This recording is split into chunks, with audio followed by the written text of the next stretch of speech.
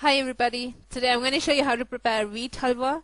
This is very simple recipe, and normally in towards uh, South India, Tamil Nadu, they call this as Tirunelveli Halwa because the district Tirunelveli prepares the best wheat halwa.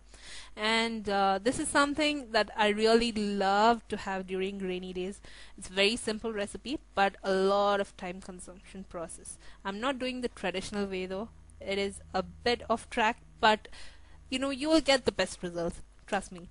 I've done kneading the dough, about 1 cup of wheat flour with a pinch of salt, into a tight dough consistency, tighter than a chapati dough.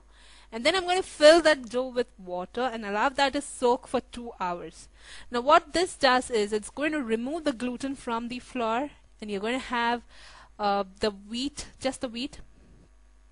And we don't want the gluten in the wheat halwa, so that's what we're looking for.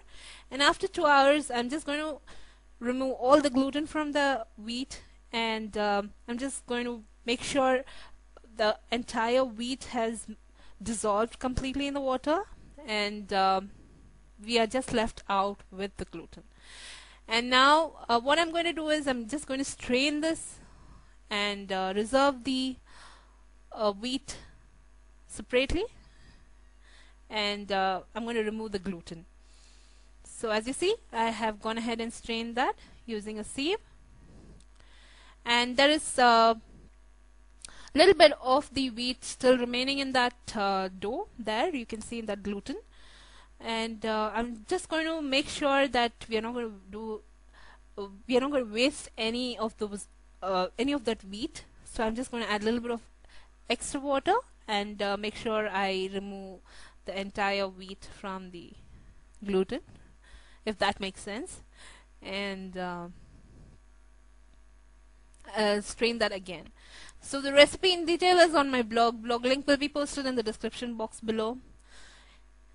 This should really save the time, because normally what they do in the traditional way is they soak the whole wheat in water overnight, and then they grind it to a smooth paste. They soak that paste in water and then remove the gluten. So it is a totally time consumption process, wherein I have cut down the time, and we are just preparing this in 2 hours. Come on, this cannot be simpler. And it's going to really save some time, and you're going to have a very happy family who's going to just tell you you're the best, trust me. And then as you see, the gluten has totally separated from the flour, and you're just going to strain that wheat flour, and in a heavy bottom pan you're going to transfer the mixture, and to this mixture you're going to add sugar and stir this constantly. Now this is the time consumption process, because all this time it was just we were waiting for the wheat to soak, and that's about it. But then once you add the liquid to the flame, it consumes a lot of time. You need to keep on stirring, and you cannot move from that place. So you have to keep on stirring, and you have to constantly have a watch on that. So once I've added the sugar, I was constantly stirring this, and this process took me about 20 minutes or so. Then I added cornstarch, about 2 tablespoons of cornstarch, and a teaspoon of cardamom powder, and I constantly kept stirring this. This took me about 20 minutes or so. And once I was satisfied with the consistency, then I went ahead and added ghee, that is clarified butter, and coconut oil, and I was constantly stirring this. The color obviously changes, and you can add food coloring if you wish to, but I don't. And once I was satisfied with this,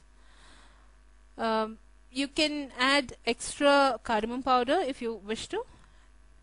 And once I was satisfied with the consistency, I removed it from the flame. All that I'm looking for, it should form a ball sort of a consistency, and it should not stick to the sides of the pan. and that's what I'm looking for, and the clarified butter should separate from the halwa. And once it's done, I've transferred it to a plate and I've served it. Recipe in detail is on my blog. See you soon with the next recipe. Until then.